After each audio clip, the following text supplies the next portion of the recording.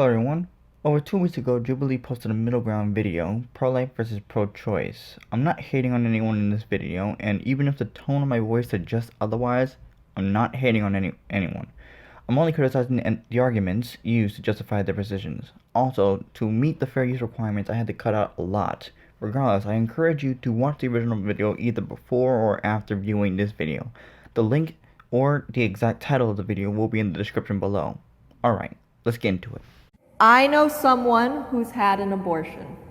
I guess I'll go first. I have had two myself. The first one, I was not emotionally stable. I was not financially stable. I was about to get evicted from where I was living. And my family wouldn't, the list goes on and on. I was on drugs. It's typical for women to suffer from mood swings or hormonal imbalances. However, that doesn't mean she had no self-control. Her emotional and or financial stability only factor into whether she was able to or could see herself managing to provide at least average care without struggle, but she is using them as excuses to kill another. It wasn't something that I would be able to do nor I wanted to do. Just because she couldn't see herself being able to take care of another person, considering she was able to take care of herself, nor willing at the time, doesn't mean she lacked the option of adoption, or the potential that she might actually succeed. Her reasons to take the life of another in the womb doesn't justify the action. And recently I had a miscarriage in which, because it was incomplete, I had to go in for a D&C, which is instant abortion procedure. D&C, with a rough understanding, is not an abortion procedure, but is a procedure that can be used to remove residual tissue of a preborn baby that died in the womb. She's mistaking a D&C for a D&E, which is an abortion procedure. And at this point in my life, I want to have kids. And so, that experience as well was something that was equally as difficult for me as the first one that I had to go through voluntarily. There are a lot of things people choose to do voluntarily regardless of morals. That doesn't make those choices absent of morality. She didn't have to terminate her first pregnancy, especially given her life wasn't in danger, so there wasn't no medical necessity for it. Her second so-called abortion wasn't an abortion. It was just an evacuation of residual tissue. Also, given the statement was not, "I had an abortion" or "know someone who has had an abortion," her personal experience has nothing to do with the statement. I'm so sorry I went through that experience. Our church supports WPCC, which is an organization that helps women during pregnancy, after pregnancy, and post-abortion counseling. More than the people that I've met there, my mom almost had an abortion because of me. She doesn't tell me the whole story because she doesn't like to talk about it, but her life was in danger and everybody was saying, just abort the baby, which is totally legitimate if the woman's life is in danger, I believe. First, argument from potential, and in her case, though she still had the option, she would have been justified. He recognized that justification in her case. Second, though this is an argument from potential in the positive borne out, no pun intended, it's still irrelevant. However, I'll indulge the argument. If he were killed prematurely, he wouldn't have had the impact he has had in the lives of other people who have interacted with him, and they wouldn't be wherever they are in this moment having an impact or lack thereof on the lives of others. To deny that is to ignore the value of life. Third, the pro-life argument isn't to end all abortions, but to limit all abortions to medical necessity, also known as woman's life is in danger, instead of the stability argument or situational stability. I was 18 when I got my first abortion, and at that time I was living with my grandmother. They were very conservative, raised as Catholic Christians. As an atheist, I don't like when religion is used to argue a point. So even though their position is morally right, neither their reasoning for the position nor the potential reaction she assumes they would have had are justified. They would probably kick me out of the house if they were to find out I was pregnant. I was still, fresh out of high school. Argument for potential. Because of the situation she was in, she reasoned that she had to terminate her pregnancy when in reality she could have either taken responsibility or put it up for adoption. She talked about how women who go through with terminating the life within the womb prematurely go through PTSD. She also argues from potential borne out in the positive. However, this argument is still invalid in the overall debate. I think that's sometimes true. There's so many other factors. People who don't have all of those things, Right. who don't have a family, who don't maybe have a partner, who don't have stable housing. Is that going to be the right circumstance for that child? Is that going to be more damaging? Argument from potential.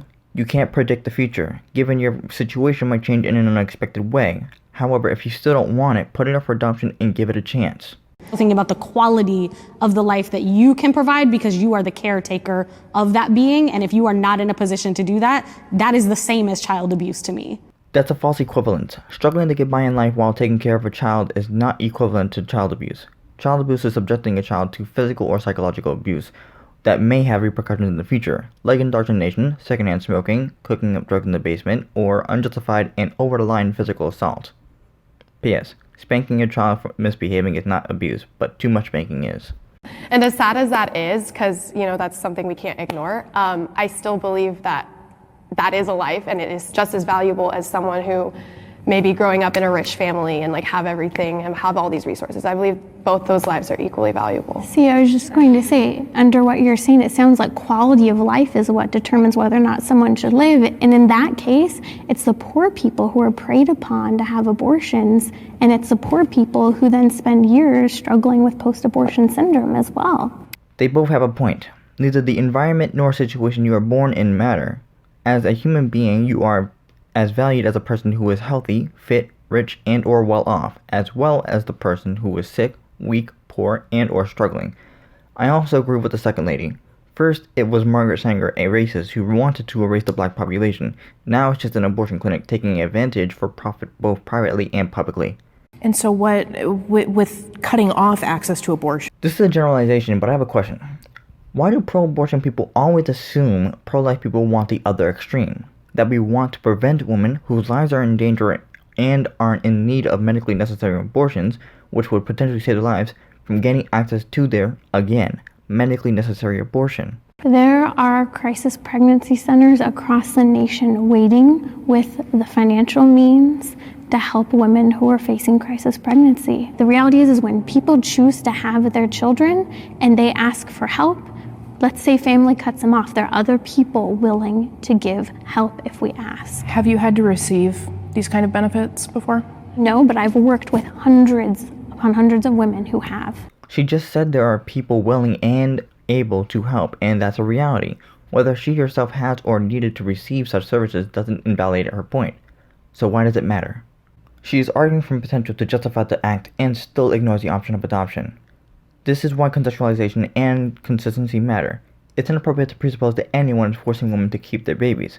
The abortionist being prevented from or prosecuted for taking a life, which again does not mean you have to keep it. Adoption is an option. It is both against the child's will to take its life, given it hasn't expressed a will to die, and in its violation of its right to life, but that's not taken into consideration. Men should not be a part of the conversation. Well, you're a sexist. It's not a part of a man's body. It's not a life that they are personally bringing into the world. First, she'd be correct if she phrased it like this, quote, "It's not a necessary part of the man's body," unquote. However, despite the fact that this statement applies to her as well, given it is temporarily connected to her, because she is a momentarily necessary connection of which the child's survival and initial development is contingent on before birth. Second, it is a life that a man is personally bringing into the world by sleeping with you. It takes two to make a baby, thus the responsibility is shared. And I don't think that they should be the end-all be-all to make that choice. No one is supposed to make the decision to terminate a preborn life, especially if the mother's life isn't in danger. Being a female doesn't give a woman special privileges, nor does being male grant a man any special privileges.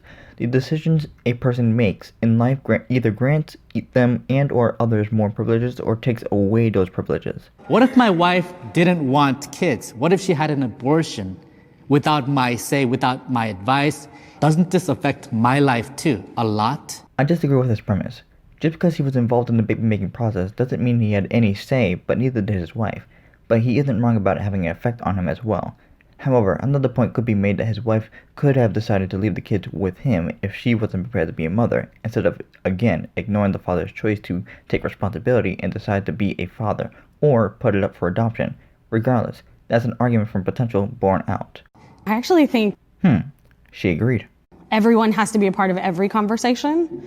Now, I don't think men should be the dominant voice in the conversation at all, but I do think that everybody has to work together to create solutions to really large issues. And so, yeah, I think men absolutely have to be a part of it, but not the dominant voice. That's not an argument in either direction. It doesn't matter who dominates the conversation. It matters if the person, dominant or not, is right. Even though she's not wrong, it's still not a valid argument. The reality is it takes two to tango, right? I think we can all agree on that. And the chromosomes come from both the mother and the father. That baby is a part of the father as well. I mean, I guess I didn't necessarily want to say that men absolutely shouldn't be a part of the conversation. Where I see it is a lot of the individuals who are trying to make these laws right now are men. Who cares? That's not an argument. While I think that there still needs to be a conversation between a couple, I don't think that it's fair for anybody other than the woman having to go through this to make that final decision on what she wants to do with her body. It's not fair to suggest that anyone else doesn't have any influence in the choice to keep a child or put it up for adoption. Murder, though is a choice, is not moral, especially if it isn't medically necessary. As a guy, I feel like my statements are more opinions or suggestions, that it doesn't really matter. Thank you for your input, but we really need to make the decision based on what the woman feels. And I feel like I'm more of a second-rate citizen compared Notice, she smirked when he said that. to the woman who has to make the real decision. Yeah, I mean, I find that that's like the one place men feel that way versus women. There's very many instances in our lives where we don't get the first say and we don't get the last say either. We're asking people permission to do things with ourselves. And I think for me, that's what's really problematic. When it wasn't legal, people still got abortions and they just died in alleys. I consider her saying women died getting abortions in alleyways as a rumor of which I would need to see evidence for. I'm going to give Nellie the point for at least understanding Jason's point of view. I feel as if my rights are in danger. These laws are allowing for non-medical physicians to perform abortions and operate without a medical license. So my right to good quality health care is being diminished, but also my right as, one day wanting to be a parent, parental notification, those laws are being swept away. And so parents who love their children more than the facility workers, or at least should, right?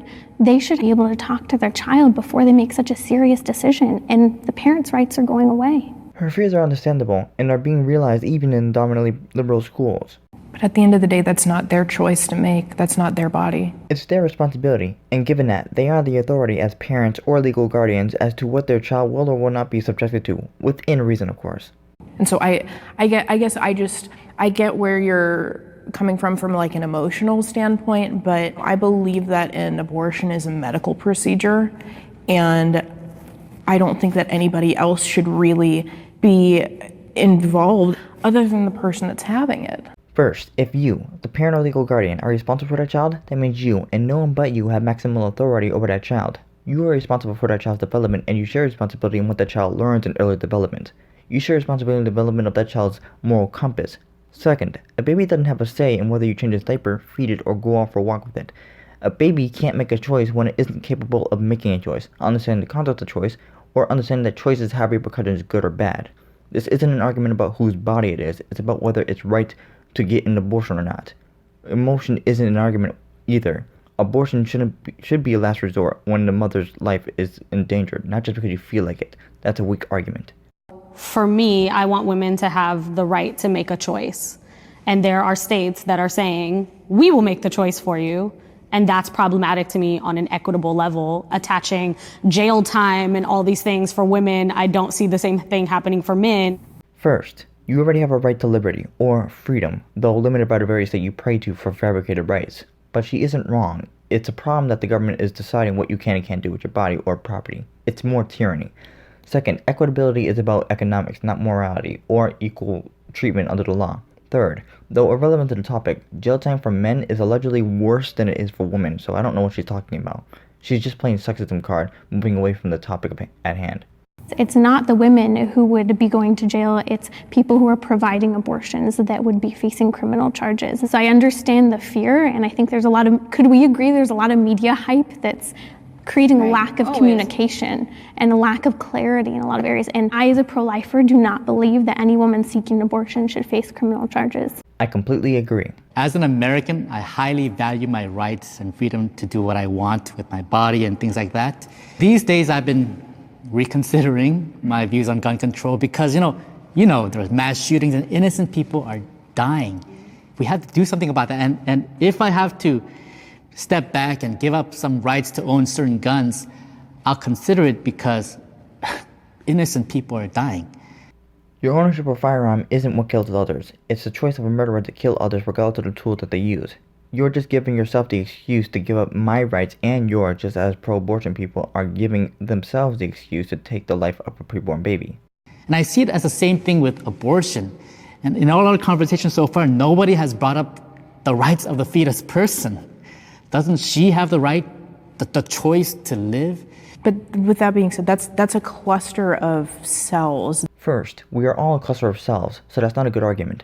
Second, there are babies that survive 22 weeks after conception, and New York and Virginia support letting a fully developed baby starve to death right after birth. You don't want your mind changed, you just want the freedom to do something that you have absolutely no right to do. In an ideal world, totally. If there were resources and access and support like we wish there were. They exist. She just said she provides services. If services exist, then you can relegate abortion to a last resort when medically necessary. Again, the claim that pro-life people are advocating for the other extreme, plus a utopia that doesn't exist, is ridiculous.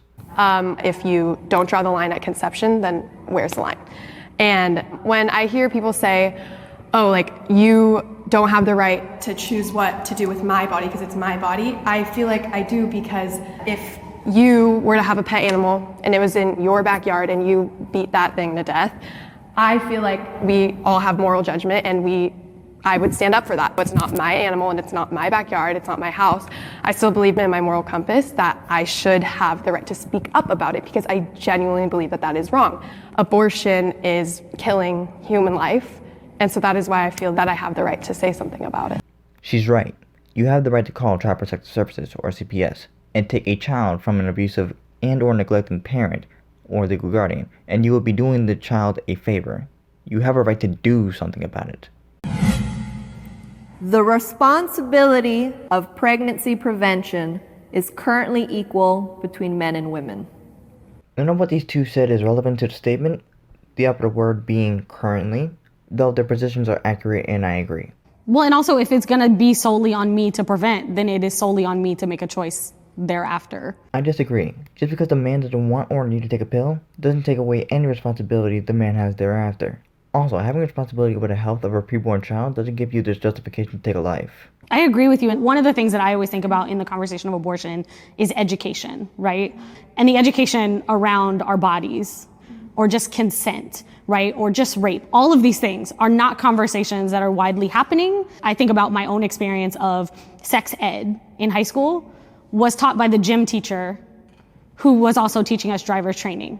Little right? funding there. And so I think about what was the quality of the educational experience I got. And typically in my partnerships, I am the first person that my partner has encountered that is willing and able to have a conversation about sex, about birth control, about all of these things. So it's interesting that we're like, we should be having these conversations, but people don't have the emotional intelligence to be having these conversations or the emotional immaturity, which is unfortunate, but it's the reality, right? And so it does leave the onus on the person who is going to be most impacted, which in this case would be women. First, if it was taught, it was taught. It's on you to say something about the quality of that education. Second, intelligence does not lie in your emotions. That's an excuse. No matter how much one knows or doesn't know, that child deserves a chance at life. That chance shouldn't be taken because of your feelings about your current situation, the conditions of your environment, or what you are capable of doing. Someone from the other side sincerely tried to empathize with me. I believe in women's rights, equal pay for equal work. There should be more representation in government. I have to interject. First, this has nothing to do with the statement or the topic. Second, women's rights are human rights, so no need to advocate for special rights. Third, no one should get paid neither what a politician dictates or what an individual or group of people dictates.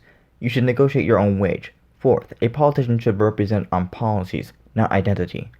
My big thing is that the fetus is not just a blob of tissue, it's a real person, a him or a her. It's a cluster of cells that makes a human being, male or female, that has a right to life. But still, there are some basic things we want for humans and women. Why do liberals do that? She said humans and women, but the label human encompasses women, so she didn't have to say that. Women aren't a special group of human beings. Humans are humans. Skip. In regards to that last statement, from an outsider's perspective, Even in calm debates, when a rational argument is made, the person without a rebuttal refuses to consider the logic of the argument. Sure, once in a while a pro-abortion person will be nice to you and remain calm while in a debate, but I've never witnessed a pro-abortion person ever understand the logic of a pro-life argument and change their mind on the spot. Well, that's it for today. I appreciate you watching the entire video. Feel free to like, share, and subscribe. Don't forget to provide your thoughts down below. I encourage you to fact check me with links and to suggest new videos for me to provide commentary on, or just new video ideas. And please, if you are able and willing to support my channel, please check out my subscriber account in the description below.